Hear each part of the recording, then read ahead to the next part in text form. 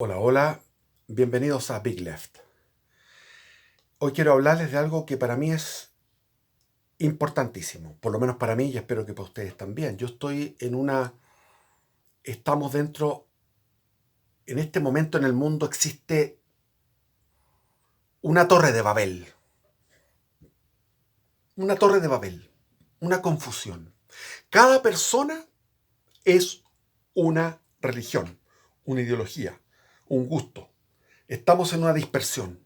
Antiguamente existía cierta uniformidad, cierta coherencia, cierta eh, consistencia, no sé cómo llamarlo, pero bueno, existía. Si ustedes ya se van a la época de la Belle Époque, antes de la Primera Guerra Mundial, en el siglo XIX, existía una uniformidad de creencia. Los que eran protestantes en sus sectores europeos eran protestantes, los que eran en Europa católicos eran muy católicos y tenían toda una visión armónica, es decir, no había esta que ahora yo veo incluso en la juventud, unas ideas, hay algunos que son paganos, medio como por decir vikingos, están con las runas, otros están con el libro de los tibetanos de los muertos de del Tíbet, están los que les gusta el tai chi, los que les gusta el yoga, los que les gusta, qué sé yo, hay algunos hasta tan ridículos, porque lo otro yo lo puedo ir entendiendo poco, los puedo ir entendiendo, pero pues yo he recorrido todo eso, los conozco, pero ya los que se transforman en islámicos, ya eso es la caosa, ya es la cosa más ridícula que hay ser islámico, que es lo peor que hay. Pero bueno, entonces estamos en una época así, muy confundido. El catolicismo existe en los sedevacantistas. Yo no soy sedevacantista y tendría que dar mi argumento. Los puedo dar brevemente. No soy sedevacantista. Están los que estamos en mi posición, más o menos, complicada, una posición con un pie en un lado, un pie en el otro.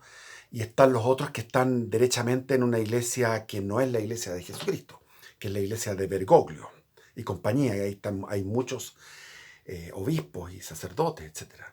Ahora, yo no entiendo a los sacerdotes y a los obispos, no los entiendo, porque lo mejor que uno puede tener en la vida, desde el punto de vista humano, es una mujer. Tener una mujer, disfrutar a una mujer, y ahí tener una familia, llega la paternidad, los hijos, pero lo más delicioso, lo más exquisito que puede haber es una mujer. Entonces, si un tipo como esto renuncia a una mujer, renuncia al matrimonio, por una causa tan grande como es la predicación del Evangelio, como es consagrarse a un ser que es un ser absoluto, infinito, infinito amor, infinita alegría, infinita paz, infinito poder, infinito inteligencia, infinita justicia. Y entonces eso es, bueno, yo lo felicito. Renunció a la mujer para entregarse a esta causa. Pero ¿y por qué no hacen el trabajo? ¿Por qué son tan tibios? ¿Por qué escandalizan a las ovejas, a la gente que tienen a su cargo, la feligresía? ¿Por qué los dejan en la nada? ¿Por qué no predican de verdad? Porque ellos lo único que hacen es ponen un cassette y después cambian el cassette de vuelta. Y yo tengo un sacerdote que estuve yendo 6 años todos los días a comulgar a misa, todos los días a misa. Y yo no escuchaba la prédica del sacerdote, porque el sacerdote siempre repetía lo mismo, con un tono que incluso se ha hecho humor de eso. Queridos hermanos, Jesús, se hace broma de eso. Pero tú estás escuchando un gallo que no tiene sangre, no tiene nada. A lo mejor a estos gallos no les costó renunciar a la mujer porque no tienen testosterona. Pero no así fue antes. Antes los santos, si uno, el nuestro propio santo, que a mí no me gusta mucho, pero bueno, el padre Hurtado, era un tipo viril. Era un tipo, por eso que él había renunciado al matrimonio, pero esa virilidad, esa energía que es para fundar una familia, para tener una mujer, eso lo desahogaba, lo sublimaba en una acción apostólica intensa. A mí no me gusta el Padre Hurtado, realmente me tiene cansado, le han dado como bombo, no me gusta, pero bueno, es lo que hay, es lo que tenemos como santo. Pero están todos los santos de la historia de la humanidad, hasta todos eran gallos viriles, eran gallos que, o sea, tú tienes que hacer una pega y no la hacen, no hacen ese trabajo, y ese trabajo es tan simple. Yo me encantaría poder, no puedo porque es imposible, irme, ponerme los hábitos y predicar. Claro, no soy tan estupendo predicador, pero por lo menos diría, oye, ¿qué es lo que estamos haciendo aquí? Ellos suponen que nosotros sabemos toda la doctrina, que tenemos un catecismo, pero el católico no tiene catecismo. ¿Por qué?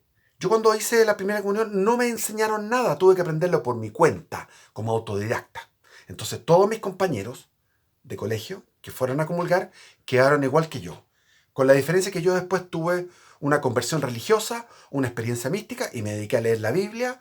He leído la Biblia, me encanta, la sigo leyendo todos los días, la Biblia la leo todos los días y he leído muchos teólogos y muchos filósofos, y etcétera. Entonces, bueno, pero eso es un caso especial el mío. Pero los otros quedan como ovejas vacías, porque no tienen catecismo. En aquellos tiempos se hacía un catecismo, pero era ineficiente, defectuoso. Y después, con mis hijos, yo fui al catecismo, y el catecismo no era catecismo, era puro buenismo. Nos enseñaba que existe Dios, que existe la Santísima Trinidad, cuál es el papel, la ubicación de Virgen María, que lo que, desmenucemos el Padre Nuestro, el credo, desmenucemos el credo, qué son los mandamientos, qué era la antigua alianza, quién era Moisés, quién era David, quién era Adán y Eva, qué son los salmos, qué es lo que es el evangelio, quién eran los apóstoles, qué se predicó, qué eran los hechos de los apóstoles y todo eso. ¿Qué son los sacramentos? ¿Cuál es la historia de la iglesia? Brevemente. Entonces, todo eso nos enseña. Y eso son cosas que se pueden enseñar en un curso de catecismo que no existe. Entonces, los sacerdotes católicos creen que la gente sabe y no sabe. Y tienen que educarlos. Entonces, ¿por qué no ocupan la misa para educar a la gente? En el catecismo. Para que empiecen a ser católicos. ¿Y qué es lo que hacen? Puro buenismo. Ay, qué lindo ser bueno. Qué bonito ser bueno. Seamos buenos. Amémonos unos a otros. Y no hablan del amor a Dios. Hablan de amémonos unos a otros. Y el amor a Dios, que es el primer mandamiento, lo ignoran. El infierno no existe. El cielo. Todos nos vamos a ir al cielo. Todos. Me acuerdo cuando fui a un velorio, a un funeral que el cura sabía eso, pues el gallo murió de sida porque el tipo lo que hacía iba a unas orgías, y en las orgías se tomaban el test no el PCR, ¿cómo se llama? Bueno, el VIH, entonces todo VIH negativo. Entraban y hacían unas orgías, y este gallo, bueno, quedaron todos de repente contaminados, y con el SIDA murió, y estaba en el funeral, y el gallo decía, ¡ay! Se va a ir para el cielo. Yo le fui a ver a ese hombre como estaba en el hospital, muriéndose. Una pena. Pero el tema es el siguiente, o sea, ¿dónde está el agua bendita? Ah, no, porque el COVID. Pero un momento, si el templo es superior al COVID. Jesús sanó enfermos, resucitó muertos, calmó tempestades. Entonces, ¿por qué tenemos que estar el COVID? Póngase la mascarilla, el cura con mascarilla, el alcohol gel antes de consagrar la hostia con alcohol gel, ponen a una gente, no voy a decir que todos son así, pero la gente que distribuye la hostia, tienes que poner la mano y te ponen la hostia así, como si que fuera cualquier cuestión. Y en la hostia todavía está siendo consagrado Jesús. Jesús todavía está presente en la hostia. Yo no soy sedevacantista. Los sedevacantistas dicen que el papado se terminó con Pío XII, Juan XXIII ya es un papa que no es papa, y de ahí vino Pablo VI, que no es papa, y después vino la reforma de la liturgia, y al cambiar la forma de hacer la liturgia, al hacer un ofertorio cainista, o sea, copiaron de lo que ofrecía Caín, el asesino Caín, que no era recibido ese, te ofrecemos, Señor, fruto de la vida y el trabajo del hombre, esta ofrenda. Fue despreciada por Yahvé, Dios, esa ofrenda, y él aceptaba la ofrenda de Abel. Entonces Caín mató a Abel y qué sé yo, bueno. Se pidió consejo a los anglicanos, a protestantes en el Concilio Vaticano II y después del concilio en la reforma de la liturgia. Se terminó con el latín, como que el latín fuera terrible porque no entendían nada, pero era una misa que estaba lo sagrado y producía un recogimiento. Yo he ido a misa en latín y es una superioridad aplastante sobre las otras misas que hay. Pero a pesar de todo eso, yo creo que Cristo se ha hecho presente. Porque yo tuve una etapa, el año 75, 76, 77, 3 años, en las cuales yo tenía 15, 16, 17 años, donde tuve experiencias con la comunión, donde yo sentía, palpaba de forma indubitable de que era Jesús el que estaba entrando en la hostia en mi boca y llegaba a mi corazón y finalmente a mi estómago y me purificaba y me renovaba por completo. Entonces esa experiencia de comunión diaria cuando tenía 15, 16, 17 años, cuando yo quería ser sacerdote, me quedó marcado hasta el día de hoy y es así, o sea, Jesús ha seguido ahí, sigue ahí, presente en la misa. Pero está siendo en este momento flagelado, escupido, ignorado, blasfemado, está sufriendo su pasión en todas estas iglesias apóstatas, blasfemas. ¿Qué significa apóstatas? Que los sacerdotes ya no tienen fe. Renunciaron a la mujer, quizás sin ningún, porque ya los hombres viriles ya no se presentaron al sacerdocio, porque la iglesia perdió su característica de guerrera, porque se suprimieron dogmas tan importantes como fuera de la iglesia no hay salvación. Y el bautismo es el que da la salvación. Por lo tanto, los misioneros iban con un ímpetu para salvar almas. En este momento no importa, porque si tú eres musulmán, te salvas. Me acuerdo de unas monjitas que daban testimonio cuando fue el pseudo papa Bergoglio, Jorge Bergoglio, llamado Francisco I, cuando fue a Marruecos. Felicitó a las monjitas por la labor que hacían, unas monjitas que hacían labor humanitaria en Marruecos, labor caritativa. Pero ellas no convertían a nadie en Marruecos convertían del Islam al catolicismo. Y las niñas que llegaban, sorprendidas con ellas por el ejemplo, llegaban y decían, por favor, yo quiero ser como ustedes, quiero ser católica, bautícenme. Las monjas no la bautizaban. Porque tú estás bien en tu cultura. O sea, los animistas, o sea, si hubieran llegado los españoles con ese criterio, seguiríamos con los cultos aztecas, donde se rajaba el corazón, se sacaba el corazón palpitando prácticamente, se lo comían, los mapuches hacían eso, comían los corazones aquí y se los repartían entre ellos, y tendrían todos esos cultos demoníacos que había en América. ¿Por qué no hacen el trabajo? Porque perdieron la fe, son apóstatas, ya no creen en Jesucristo. Entonces tenemos un vértice, tenemos el pseudo papa, tenemos los obispos y tenemos el sacerdocio, no todos. Obviamente que hay excepciones, pero esto es una ficción, es una imaginación mía, pero según lo que yo veo, no sé, más del 50%, 70, 80% o 90% incluso de los clérigos están en una herejía o en una apostasía, están con el comunismo, con el neomarxismo, están con un pensamiento masónico, que es un pensamiento contrario a la doctrina de la Iglesia de todos los tiempos. Entonces hubo un concilio vaticano que se llamó Concilio Vaticano II, que contradijo toda la doctrina de la Iglesia que se había ido consolidando a través de 20 siglos. que nunca hubo una contradicción.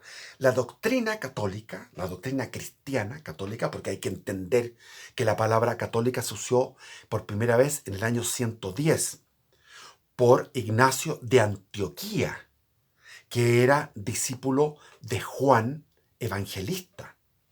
Y este Ignacio de Antioquía había recibido toda su sabiduría y toda su fe de Juan Evangelista.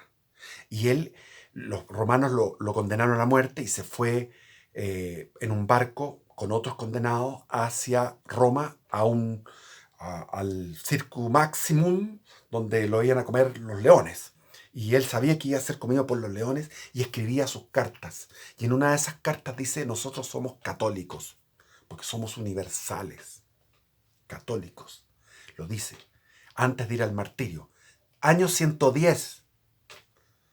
Entonces ese catolicismo, que es el mismo que está en las escrituras, si yo leo las escrituras todos los días, leo las epístolas de Pablo, estaban los obispos, estaban los presbíteros, estaban los diáconos, había una jerarquía, estaba la Santa Cena, que le llaman, porque era la comunión, etc. Entonces, obviamente que era un poco más, comillas, más hippie que lo que fue después, obviamente. Incluso se fueron perfeccionando en la Edad Media una serie de rigores que eran básicos, o sea, rigores que fueron necesarios porque se fue masificando la iglesia y tenía una civilización completa, un continente completo como era Europa, menos España que estaba con los musulmanes, pero un continente entero que estaba con la fe. Entonces había que administrarla de una forma. Nacieron los estamentos, el clero y el mundo laical con una distancia, porque las misas, antiguamente las iglesias eran más pequeñas, después eran más largas, con una nave donde se sienta la gente. Llegaron las iglesias góticas, inmensas. Entonces, todo eso son evoluciones, pero que no van destruyendo la doctrina, ni los dogmas. Entonces los dogmas, que esa palabra, el dogma y la dogmática, está totalmente... es una palabra que es peyorativa en los tiempos actuales. Pero antiguamente no era peyorativa, era algo totalmente entendible. El dogma es aquello que no se puede discutir. Es una verdad de fe que no puede ser puesta en discusión. Las palabras pierden su sentido. Por ejemplo, el otro día me llevó una persona, yo no estaba haciendo dedos, me paró porque yo venía caminando de Farellones. Estaba cansado, así que me hizo le dije: gracias, porque has hecho una obra de caridad que te digo fantástica. Y el tipo se ofendió. Me dijo: ¿cómo eso? Yo no estoy haciendo una obra de caridad. Y yo lo estaba halagando, pero él se sintió ofendido. Así son los sentidos de las palabras, cómo han cambiado. Entonces esta iglesia que no cree, porque si creyeran, yo como sacerdote diría: bueno, ya, tomen distancia, pero llenemos la iglesia y que venga la autoridad civil. Le oponemos resistencia. Todos con el frasquito, con el alcohol gel, con la mascarita, con la cosita, con esa cosa repugnantemente cobarde. ¿Por qué tenemos que ser cobardes los cristianos? Nosotros en cristianos no le tiene miedo a la muerte. ¿Por qué va a tener que estar ahí pusilánime, todos obedientes? En la parroquia que yo fundé, con un diácono, que se llama Santa María de las Condes, que está arriba, en Las Condes para arriba, había un matrimonio con 12 personas. ¿Por qué denuncian? ¿Quién fue el CTM? El concha de su madre, que denunció esa reunión de 12 personas en la parroquia Santa María de las Condes. Lo vi en la televisión. La novia vestida de blanco y la televisión filmando. Ella se escondía detrás de un poste. Después el jefe de la iglesia, que es un español progre, que es comunista, el gallo, como todos son unos comunistas, reverenciando al nuevo orden mundial y todo esto, dijo: pedimos perdón. Maricón culiao, weón. Maricón culiao, hijos de la grandísima puta, weón. El infierno es poco para ellos, weón. Es poco para ellos, weón. Traidores de Cristo. ¿Acaso Cristo era así también? Son imitadores de Cristo. Cristo era así. Ñe, Ñe, Ñe, Ñe, Ñe. Lean el Evangelio cuando Cristo le habla a los fariseos. En el texto se ve la ira de Jesús.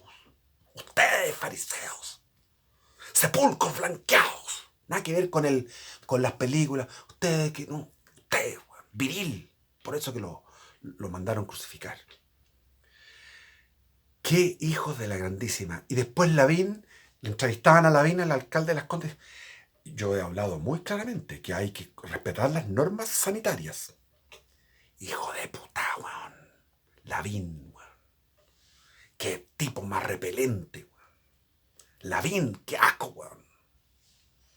Traidor. Patas de lana. Camina como una wax. No lo soporto. Y ahí se pone tirano Lavín, pues. Hay que respetar el nuevo orden mundial. Hay que respetar a la ONU. Hay que respetar a Piñera. Hay que respetar a todos los traidores de Chile Vamos. Hay que ser socialista. Bueno. Estamos en un momento que yo creo que es... creo que estamos ante la presencia del falso profeta, que es Bergoglio. Bergoglio es el falso profeta. Toda su teología es horizontal. No hay teología, es horizontal. Por lo tanto, su visión de mundo es una visión, sus objetivos son el 2030, sus objetivos son la religión mundial. Y está clarísimo. Y a mí, mando esto, converso con ex compañeras, antiguas compañeras de colegio, qué sé yo, y ellas se enojan porque respetan al Papa y dicen que yo estoy en un pecado mortal, que yo estoy en una soberbia. Echo de menos la misa, pero yo no quiero ir a esa misa a hacer sacrilegio, a ser cómplice de escupir a Jesús, de tratarlo pésimo, porque Jesús está en la hostia. Jesús, hay milagros eucarísticos, el de Buenos Aires, que este mismo Bergoglio mandó la orden para que estas hostias que estaban como sangre, sanguinolientas, ya no importa, esas hostias rojas, las mandaron al laboratorio y el que lo vio, que es Ricardo, se me olvida, pero es un tipo extraordinario, que era uno de los grandes tanatólogos, no sé cómo se llama eso. Entonces miró con el microscopio y dijo, ¿cómo han traído esto ustedes acá? ¿Cómo es esto? Este es un tejido vivo, no puede ser. ¿Cómo lo han hecho? Están los glóbulos blancos activos. Incluso se ve la palpitación. Y es un tejido, es un músculo del miocardio esto. Entonces le dijeron, no sé, estos son unas hostias que hace 2 años que están así. Fue un milagro, se supone que es un milagro. Queremos saber qué es lo que hay ahí. Dijo, bueno, aquí hay un músculo del miocardio vivo bueno, y este Ricardo Montaner, no, Montaner es uno que canta. Qué pena que se me olvidó el apellido. Bueno, pero ustedes ponen milagros eucarísticos en Google, o en YouTube, milagros eucarísticos. Ricardo, le ponen Ricardo, y ahí va a aparecer este doctor, este médico, que es doctor en medicina boliviano, que es un encanto el tipo como habla. Y el tipo se convirtió, era ateo, era un científico ateo, se convirtió al ver esto. Entonces todavía está Cristo aquí, todavía está la transubstanciación. Y a Cristo lo están maltratando, lo ignoran. He visto el Santísimo expuesto en una ventana, mirando a la calle, pasan los autos, pasa la gente y está el Santísimo ahí. Porque no pueden estar en la capilla por un problema con el COVID. Eso es mejor que no lo exhiban. ¿Cómo lo exhiben a los autos, a la calle, al smog? En la iglesia de Nuestra Señora de los Ángeles del Golf. Y eso es que aquí en el Barrio Alto, porque en otros lugares, olvídate. Yo he andado en otros barrios, en otros lugares más pobres y es peor todavía. El mal gusto de la iglesia, las imágenes feas, la decoración fea, la sordidez, la apatía, la muerte. Zombie espiritual. La iglesia católica está en ruinas. Y tenemos que luchar por mantener ese remanente fiel. Tenemos que ser remanente fiel. Por eso que yo ahora he abierto y he reabierto el canal Vanguardia Espiritual, porque ahí voy a leer esto, que es el catecismo escrito por nada menos que Tomás de Aquino, el más grande teólogo y filósofo del cristianismo de todos los tiempos. Y otras cosas más. Otras cosas más. Ay de mí si no predico el Evangelio, decía San Pablo. Ay de mí si no predico el Evangelio. Bueno, viva Cristo Rey, y podría hablar más cosas, pero vamos de a poco, vamos de a poco. Un abrazo.